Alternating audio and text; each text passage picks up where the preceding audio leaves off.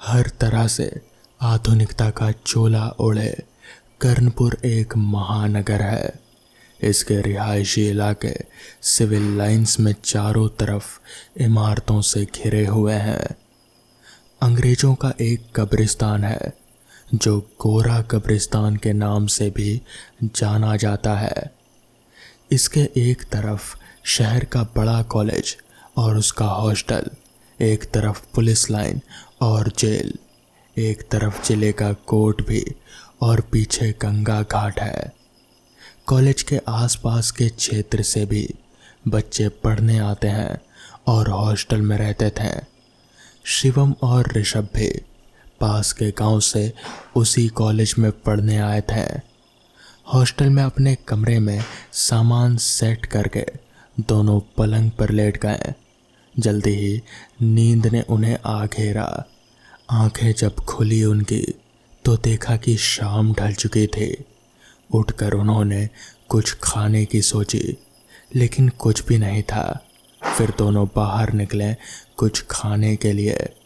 टहलते टहलते वो दोनों मार्केट पहुंच गए और एक होटल में पहले तो दोनों ने खाना खाया। फिर थोड़ी देर तक मार्केट में टहलते रहे। फिर दोनों टहलते टहलते गंगा किनारे पहुंचे और वहीं घाट पर बैठकर रात का मज़ा लेने लगे। रात जब और गहराने लगी तो दोनों वापस हॉस्टल की तरफ लौटने लगे। पुलिस लाइन से आगे बढ़ते हुए कब्रिस्तान पार कर वो लोग हॉस्टल आ गए। कमरे में आकर दोनों बातचीत करने लगे। यार कितनी अच्छी और बड़ी मार्केट है यहाँ, शिवम बोला। हाँ यार, एक से एक दुकान है और एक से एक बढ़कर होटल भी है। खाना भी अच्छा था और सस्ता भी, ऋषभ बोला। हाँ यार, गंगा किनारे तो मज़ा ही आ गया। ठंडी हवा के साथ बहता पानी, खोया हुआ सा शिवम बोला। शिवम, तुमने देखा कि ये हमारे हॉस्टल के बगल में 4 दीवारी में कुछ है, लेकिन दीवार बड़ी ऊंची है, दिखा नहीं। शायद कोई पार्क है, ऋषभ बोला। हो सकता है, कल देखेंगे क्लास खत्म होने के बाद, शिवम ने कहा। दूसरे दिन दोनों सुबह जल्दी ही उठकर कॉलेज जाने को तैयार हो गए। कॉलेज में आज उनका पहला दिन था, इसलिए वो क्लास शुरू होने से पहले ही कॉलेज पहुंच गए। दोपहर तक उनकी सभी क्लास ख़त्म हो गए थे। थोड़ी देर और रुकने के बाद वो लोग हॉस्टल आ गए। दोपहर का खाना खाकर दोनों आराम करने लगे। शाम होते होते दोनों लोग जग गए, फिर अपनी पढ़ाई करने लगे। रात का खाना खाकर दोनों लोग बाहर घूमने निकले। घूमते घूमते फिर दोनों लोग घाट पर पहुंच गए और किनारे पर बैठकर ठंडी हवा का मज़ा लेने लगे। वापस लौटते समय उसी 4 दीवारी के सामने रुककर देखने की कोशिश करने लगे कि आखिर ये है क्या। तभी उन दोनों ने देखा कि गली जहाँ से इसका मेन द्वार था, शायद वहाँ से कोई लंबा चौड़ा आदमी आ रहा था। यार, ये इतनी रात का पार्क में से कौन निकल रहा है, शिवम बोला। मुझे क्या पता, शायद कोई चौकीदार होगा। चल, हमें क्या करना है, ऋषभ शिवम को चलने का बोलकर आगे बढ़ गया। अरे, तू अभी भी रुका है? अब उस आदमी से मिलकर ही चलेगा क्या? 2 कदम आगे बढ़कर ऋषभ ने फिर शिवम को टोका। चल रहा हूँ यार, कहकर शिवम भी ऋषभ के साथ हो लिया। दोनों कमरे में पहुंचते ही सो गए। दूसरे दिन फिर कॉलेज और हॉस्टल में ही दिन कट गया। रात को खाना खाकर दोनों पढ़ाई करने बैठ गए। काफ़ी देर पढ़ने के बाद दोनों दिन भर के बारे में बातचीत करने लगे कि तभी लाइट चली गई। गर्मी से दोनों का कमरे में बुरा हाल होने लगा, तो ये तय हुआ कि थोड़ी देर बाहर घूम कर आया जाए। टाइम देखा तो रात के करीब 2 बज रहे थे। दोनों हॉस्टल से निकलकर बाहर सड़क पर आ गए। अभी थोड़ा आगे बढ़े ही थे कि दोनों फिर से कल रात वाला आदमी देख लिए, लेकिन वो अब उस पार्क से बाहर नहीं बल्कि अंदर जा रहा था। लगता है ये इस जगह का चौकीदार ही है, समझा, और ये यहीं रहता होगा अंदर। लेकिन यार उसके कपड़ों से तो ऐसा नहीं लगता कि चौकीदार होगा। तूने देखा नहीं कैसे अंग्रेजों जैसे कपड़े पहने हुए हैं, और जूते भी। कोई भी चौकीदार ऐसे कपड़े तो नहीं पहनता है। शिवम ने कुछ आशंका जताते हुए कहा। यार वो चौकीदार ही है, छोड़ ना, तुझे क्या करना है, दोस्ती करनी है क्या, या फिर चौकीदार की नौकरी करनी है? ऋषभ थोड़ा खींचता हुआ बोला। नहीं यार, करना कुछ नहीं है, बस इतनी रात में उसे देखकर थोड़ा अजीब लगा। इतनी रात में कौन टहलता है?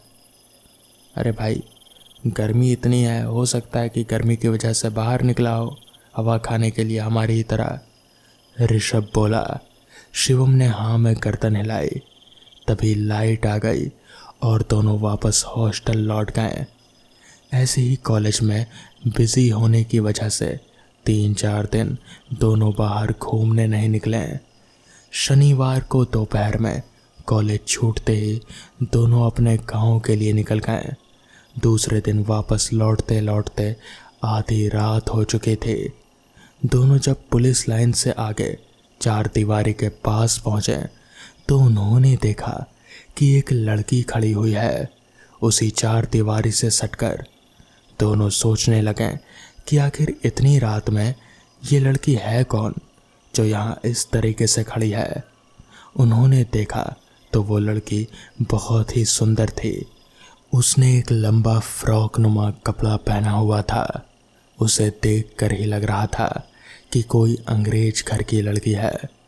दोनों जब उसके पास से निकले तो उन्होंने एक अजीब सी ठंडक को महसूस किया, लेकिन वो लड़की से बिना कुछ बोले ही आगे बढ़ गए। अपने हॉस्टल की गली में मुड़ने से पहले दोनों ने पलटकर उस लड़की को देखा, लेकिन वो लड़की अब वहाँ से गायब थी। दोनों को लगा कि शायद चली गई होगी। दोनों बहुत थके हुए थे, इसलिए कमरे में पहुंचकर सो गए। अब अक्सर रात में वो दोनों जब बाहर घूमने निकलते हैं तो कभी वो चौकीदार तो कभी वो लड़की उन्हें दिख ही जाती। कभी कभी रात में तो उन्हें 4 दीवारी के अंदर रोशनी भी दिखती थी और लगता था कि कोई अंदर है। कई बार दोनों ने सोचा भी किसी दोपहर या शाम को अंदर जाकर देखेंगे कि आखिर वो है क्या और कौन रहता है, लेकिन कॉलेज और पढ़ाई की थकान की वजह से उन्हें सही से मौका ही नहीं मिलता।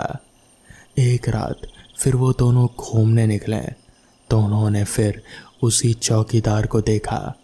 इस बार दोनों ने तय किया कि पास जाकर उससे बात करेंगे। जैसे ही दोनों ने पास जाकर उस आदमी से कहा, अंकल अंकल जी सुनिए, वैसे ही वो आदमी गायब हो गया। अब तो दोनों की सिट्टी बिट्टी गुम हो गई और दोनों ने हॉस्टल तक दौड़ लगा दी। हॉस्टल पहुंचकर दोनों अपने कमरे में दुबक गए। यार वो क्या था? अचानक ऐसे गायब हो गया और कहाँ गायब हो गया? ऋषभ ने डरते हुए पूछा। मुझे लग रहा है कि कोई भूत था, तभी तो एकदम से गायब हो गया, शिवम बोला। मतलब हम जिस आदमी को देखकर चौकीदार समझते थे वो इंसान नहीं बल्कि भूत है। अभी भी ऋषभ डरते हुए बोला। हो सकता है, शिवम ने सोचते हुए कहा। अब तो पक्का कल चलकर देखना ही पड़ेगा कि आखिर वो जगह है क्या। शिवम ने आगे बोला। नहीं यार, मैं नहीं जाऊंगा, तू अकेले ही जाकर पता करना, मुझे डर लग रहा है, ऋषभ रुआंसा सा होकर बोला। अरे यार, रात में चलकर पता करने के लिए कौन कह रहा है, दिन में चलेंगे देखने के लिए। डर तो मुझे भी लग रहा है, लेकिन मैं पता करके रहूँगा कि आखिर वो है क्या। दूसरे दिन कॉलेज छूटते ही शिवम जबरदस्ती ऋषभ को लेकर वहाँ पहुँचा।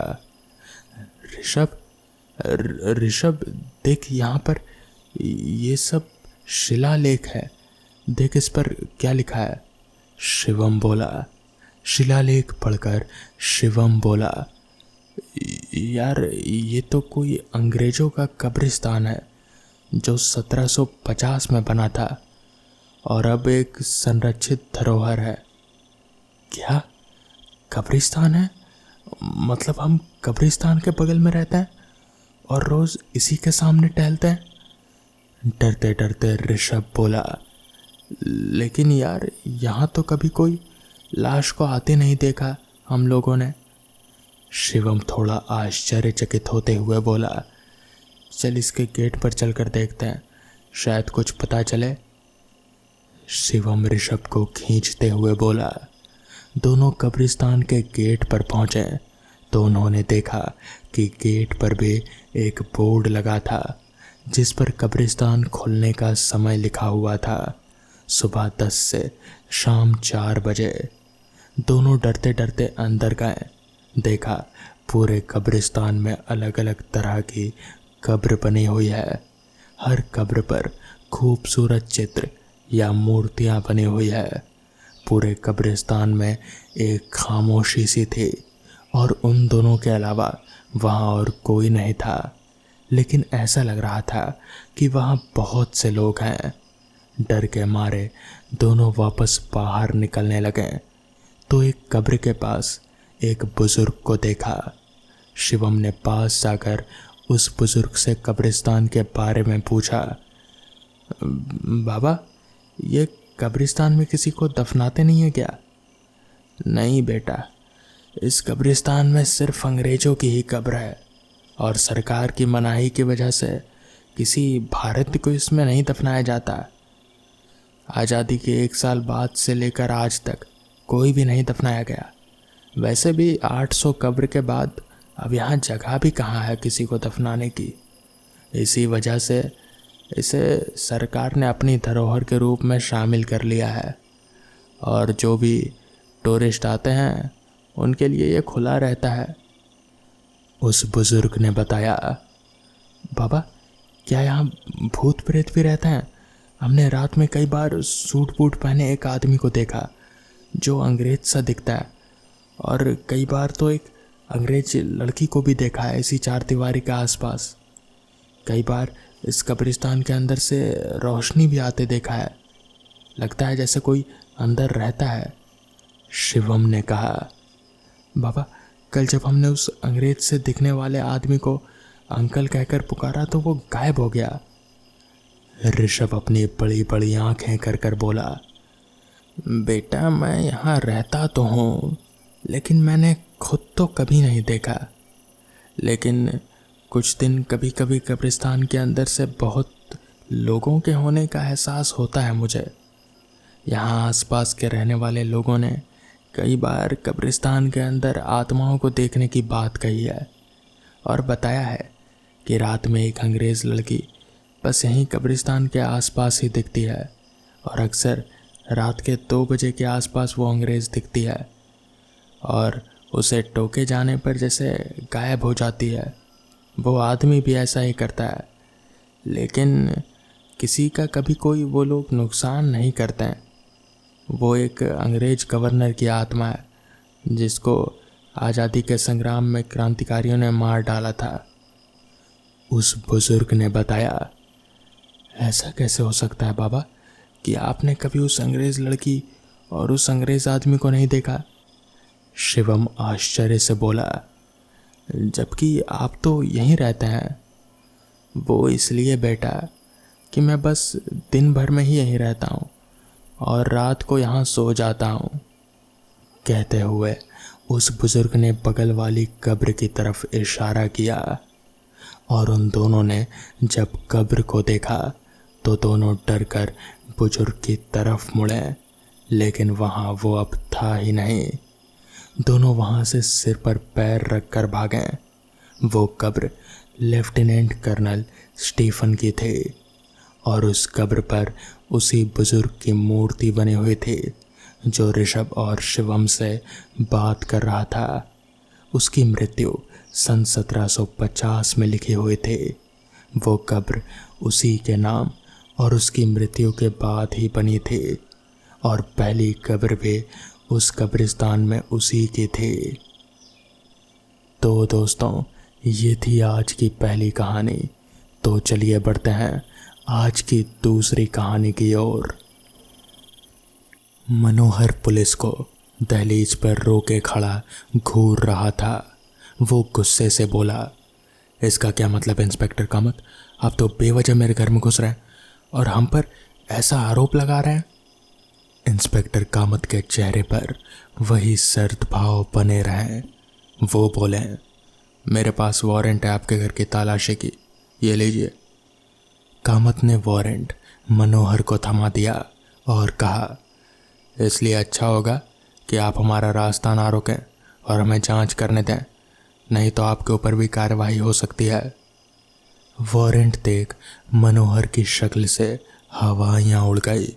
ना चाहते हुए भी उसने पुलिस वालों को घर में प्रवेश करने दे ही दिया।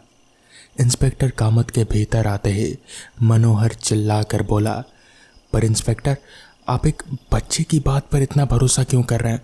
उसने यूं ही कोई कहानी गढ़ ली होगी और अब आप उसकी बातों पर विश्वास करके मेरा और अपना टाइम बर्बाद कर रहे हैं। इस पर इंस्पेक्टर कामत बोले, वो सब हम देख लेंगे मिस्टर मनोहर, आप बस आराम से अपने बीवी और बच्चे के साथ सोफे पर बैठे रहिए जब तक जांच खत्म ना हो जाए। मनोहर ने वही किया और वो बैठ गया अपने बीवी और लड़के के साथ। वो और उसकी पत्नी संजना अपने बेटे रुद्राक्ष को थामे और बेबसी भरी नज़रों से ये सब देखते रहे। तभी एक हवलदार दौड़ता हुआ आया। कामत के पास आकर वो हवलदार कामत को किचन की तरफ ले गया। ये देख ना जाने मनोहर को क्या हुआ, वो उठ खड़ा हुआ और सीधे किचन की तरफ भागता हुआ गया।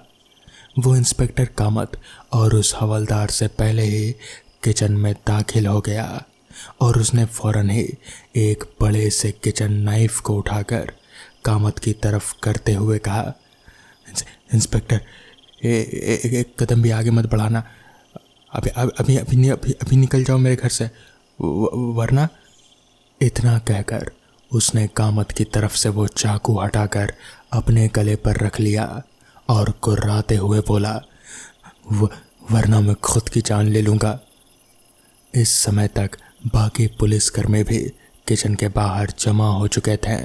संजना भी आ चुकी थी और अपने पति को ये हरकत करता देख वो चीख पड़ी, पर कामत पर उसकी इस धमकी का कोई असर नहीं हुआ। वो अपनी जगह पर ही बिल्कुल जमा खड़ा मनोहर को ही देखता रहा और फिर बोला, मनोहर, उस चाकू को नीचे फेंक दो और अपने गुनाहों को कबूल कर लो। इसी में तुम्हारी और तुम्हारे पूरे परिवार की भलाई है। पर मनोहर की आंखों में सनक भरी हुई थी।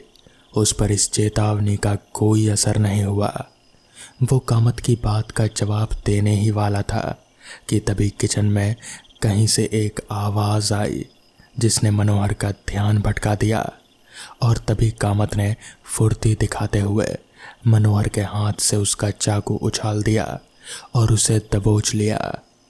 कामत ने ऐसा किया ही था कि उसे अपने पीछे से एक भयानक चीख सुनाई दी।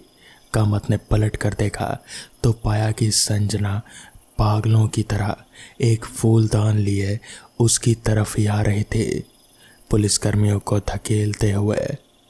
उस समय संजना में एक अजीब सी शक्ति आ गई थी और वो शायद कामत के जान ले ही लेती कि तभी वहाँ पर एक महिला पुलिसकर्मी ने टीजर गन से उसे शूट कर दिया, जिसकी गोली सीधे संजना को जा लगी और वो बिजली का झटका खाकर गिर गई। सभी ने राहत की सांस ली। इसके बाद मनोहर को हथकड़ी पहना संजना के साथ बाहर भेज दिया गया।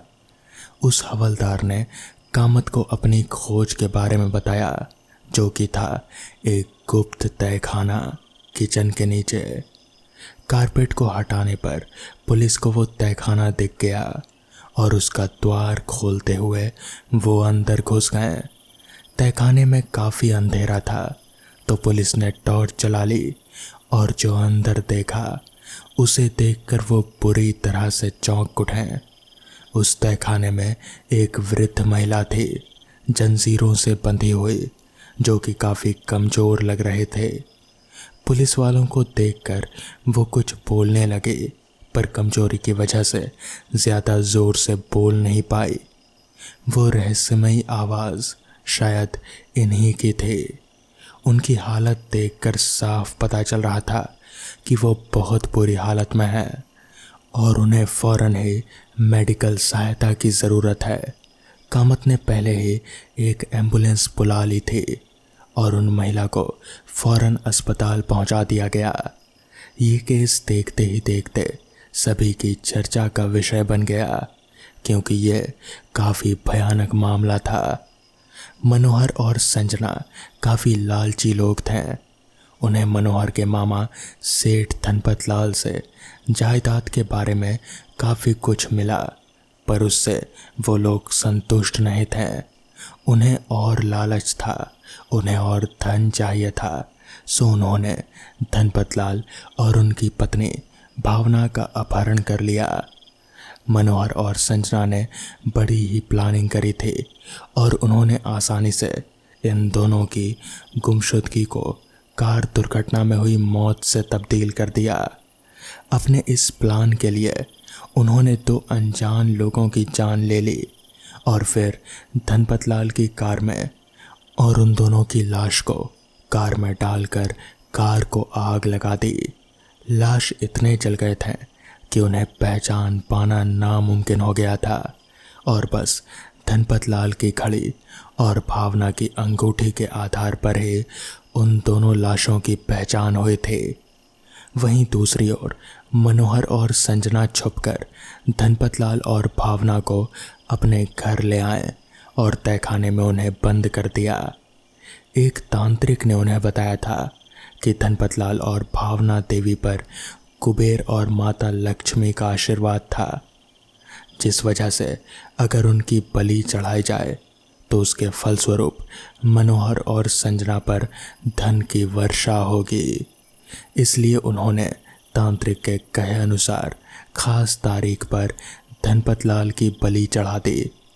ये सब शायद पुलिस को पता ना चलता अगर विवान ना होता। विवान धनपत लाल की दूसरी बहन का पोता और वो धनपत लाल और भावना को बेहद लाडला था। एक दिन अचानक ही उसे सपने में धनपत लाल दिखने लगे, जो उससे कुछ कहते हैं, पर विवान कुछ समझ नहीं पाता। उनका अर्थ क्या था वो कुछ भी समझ नहीं पाता, लेकिन वो इतना समझ गया था कि धनपत लाल काफ़ी दुखित हैं और वो कुछ बताना चाह रहे थे। और फिर अचानक से ही उसे कुछ दृश्य दिखने लगे, अजीब से, किसी अंधेरी जगह के। और फिर उसे मनोहर और संजना भी दिखे, जो धनपत लाल के लाश को उठाकर ले जा रहे थे। विवान समझ गया कि धनपत लाल और भावना के साथ मनोहर और संजना ने कुछ तो किया था। ये बात विवान ने अपने माता पिता को बताई, जिसे पहले तो उन्होंने बस बुरा सपना समझा, मगर फिर विवान की आवाज़ में विश्वास की झलक देखकर विवान के पिता ने अपने दोस्त पुलिस से बात की, जिसने गुप्त तरीके से जांच करनी शुरू कर दी और उसे सबूत भी मिल गए। जिस सड़क पर दुर्घटना हुई थी धनपत लाल और भावना की, उसी सड़क के सीसीटीवी में मनोहर और संजना भी दिखे थे, उन दोनों का पीछा करते हुए। पर सीसीटीवी हर जगह मौजूद नहीं है और ना ही वो दोनों अपनी साजिश को अंजाम देते हुए कैद हुए, इसलिए ये ठोस सबूत नहीं थे। लेकिन विवान के पिता के लिए ये सबूत काफ़ी था और वो अपने पुलिस दोस्त के साथ कमिश्नर के पास पहुँचे, जिन्हें कुछ तो गड़बड़ लगी और उन्होंने सर्च वारंट जारी कर दिया और इंस्पेक्टर कामत को भेज दिया। इस काम के साथ इंस्पेक्टर कामत ने भावना देवी को तहखाने से सुरक्षित बचा लिया था। इससे पहले कि मनोहर और संजना उसकी बलि दे पाते हैं। अच्छे से इलाज मिलने के बाद भावना देवी दोबारा स्वस्थ हो गई और उन्होंने पुलिस को मनोहर और संजना की सारी करतूत बता दी, जिस कारण उन दोनों को जेल हुई।